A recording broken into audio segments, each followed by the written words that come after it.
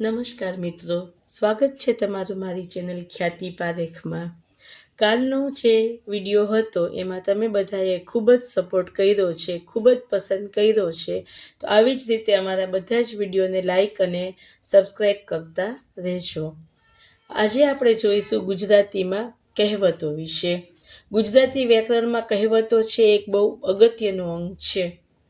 કહેવતોમાં તમે થોડા એવા શબ્દોમાં અસરકારક રીતે વાત મૂકી શકો છો.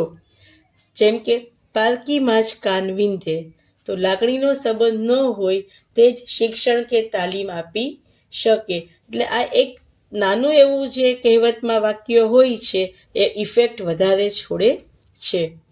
ગામને મોઢે ગરણું બાંધવા ન જવાય, કા કરતાં એક સાથે ન અટકાવી શકાય. જેમ કે તમે કોઈ પણ કાર્ય કરવાના છો તો અમુકને એ તમારું કાર્ય પસંદ આવવાનું છે, અમુકને નથી આવવાનું. તો તમે બધાને એક સાથે જ સંતોષ આપી શકતા નથી કે ખુશ રાખી શકતા નથી. એટલે ગામને મોઢે કંઈ ગરણા બાંધવા જવાતા નથી. તેજીને ટકોરો અને ગધેડાને ડફણા. તો સમજદાર વ્યક્તિને ફક્ત ઈશારાની જરૂર હોય છે અને મારવાની જરૂર તો મૂર્ખને પડે છે. કે મૂર્ખ વ્યક્તિ છે એ થોડામાં સમજવાનો જ નથી, એટલા માટે એના માટે ડફણાને જ તે લાયક છે, એવું આ કહેવત દર્શાવે છે. દૂધના દૂધમાં ને પાણીના પાણીમાં.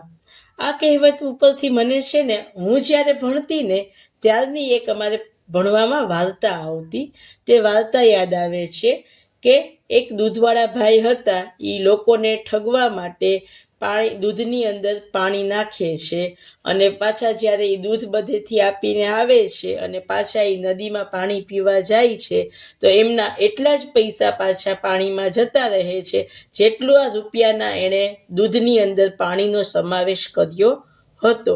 એટલે કે લક્ષ્મી જેવા રસ્તેથી આવે છે ને તેવા જ રસ્તે પાછી ચાલી જાય છે. અધૂરો ઘડો છલકાય ઘણો, તો ઓછી આવડતવાળો વધારે દેખાવ કરે છે. કારણ કે એ થોડો લઘુતા ગ્રંથિથી પીડાતો હોય છે વ્યક્તિ, એટલે એને પોતાની પાસે ઓછું હોય છે ને તો પણ વધારે દેખાડવાનો મોહ હોય છે. પછી છે આપ સમાન બળ નહીં, મેઘ સમાન જળ નહીં. તો આપણી જે જાત મહેનત છે ને એ સર્વશ્રેષ્ઠ છે. આપણે બીજા કોઈ ઉપર આધાર રાખીએ અને જાતે કરીએ ને એ બંને વસ્તુમાં ખૂબ જ ફેર પડે છે. ખાલી ચણો વાગે ઘણો.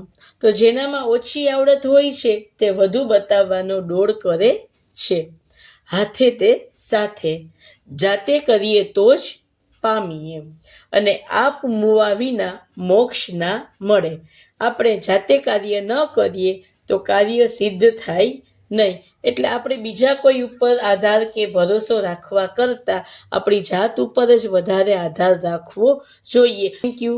મારી ચેનલને લાઈક કરજો, સબસ્ક્રાઈબ કરજો અને ફોલો કરજો અને કોમેન્ટ ચોક્કસથી કરજો. Thank you.